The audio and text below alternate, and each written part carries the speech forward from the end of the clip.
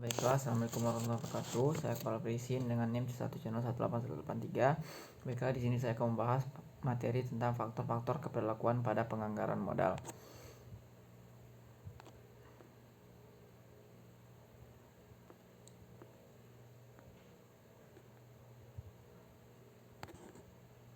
Baiklah, langsung saja. Yang pertama adalah definisi penyusunan anggaran modal.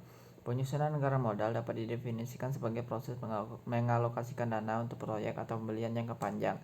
Keputusan penyusunan anggaran modal dibuat ketika kebutuhan untuk itu muncul dan melibatkan jumlah uang yang relatif besar, komitmen dana jangka panjang, dan ketidakpastian yang disebabkan oleh panjangnya waktu. Selanjutnya, proses penyusunan anggaran. Yang pertama adalah dalam penetapan tujuan. Aktivitas perencanaan dimulai dengan penerjemahan tujuan utama organisasi ke dalam aktivitas spesifik dari sasaran-sasaran. Yang kedua, implementasi. Pada tahap implementasi, rencana formal digunakan untuk mengkomunikasikan objektif dan strategi-strategi organisasi dan untuk memotivasi secara positif orang-orang yang ada dalam organisasi. Yang ketiga, pengendalian dan penilaian kinerja. Anggaran yang diimplementasikan akan berfungsi sebagai unsur kunci dalam sistem pengendalian. Anggaran tersebut akan menjadi tolak ukur bagi kinerja aktual dan akan menjadi dasar penilaian bagi manajemen by exception. Selanjutnya, jenis dan pentingnya faktor-faktor keberlakuan dari penyusunan anggaran modal. Identifikasi dan spesifikasi atas proyek potensial memerlukan kreativitas dan kemampuan untuk mengubah ide yang bagus menjadi suatu proyek yang praktis. Menurut pemikiran, keputusan yang telah dipilih tersebut akan benar-benar objektif, tetapi hal tersebut sangatlah tidak mungkin terjadi. Ketidakpastian yang melekat dalam data yang menggambarkan suatu proyek, seperti mengestimasikan waktu dari arus kas atau nilai sisa, tidak memungkinkan penerapan teknik seleksi untuk dapat sepenuhnya objektif. Karena hasil dari teknik analisis harus diinterpretasikan dengan hati-hati, maka kemampuan manusia untuk mempertimbangkan dan menilai adalah faktor yang penting. Selanjutnya ada konsekuensi penyimpangan pada proses penyusunan anggaran. Yang pertama adalah rasa tidak percaya.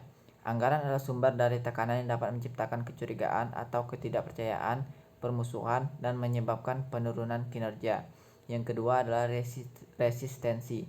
Walaupun anggaran digunakan secara luas dan sangat mendukung, namun tetap ditolak oleh banyak anggota organisasi. Selanjutnya, konflik internal. Gejala atau tanda yang paling umum dari adanya konflik adalah ketidakmampuan untuk mencapai kerjasama antar individu dan antar kelompok selama proses penyusunan budget. Yang selanjutnya adalah efek samping lainnya.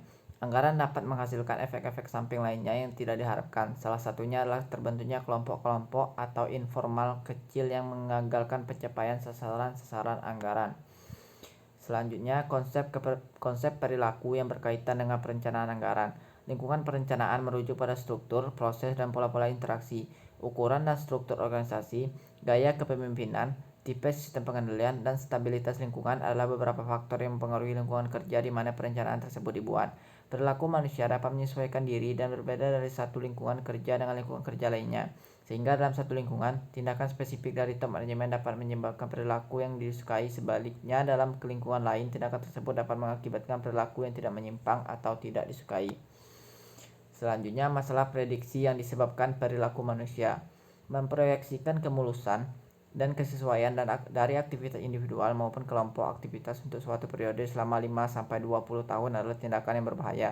Kemungkinan adanya keresahan tenaga kerja dan politik yang terjadi dalam proyek modal yang melibatkan otomatis atau tugas-tugas klerikal yang tidak memerlukan keterampilan.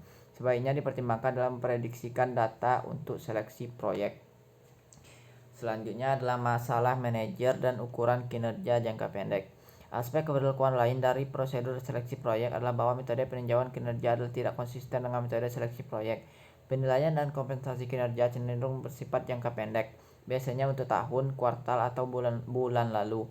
Dengan demikian, fokus dari manajemen tingkat bawah sampai dengan tingkat tertentu, manajemen tingkat menengah tentu saja akan berupa kinerja ke jangka pendek yang seringkali diukur dengan tingkat pengembalian akuntansi. Baiklah, kesimpulan dari materi kali ini adalah program anggaran yang paling berhasil harus melibatkan manajer dalam tanggung jawab pengendalian biaya untuk membuat estimasi anggaran mereka sendiri.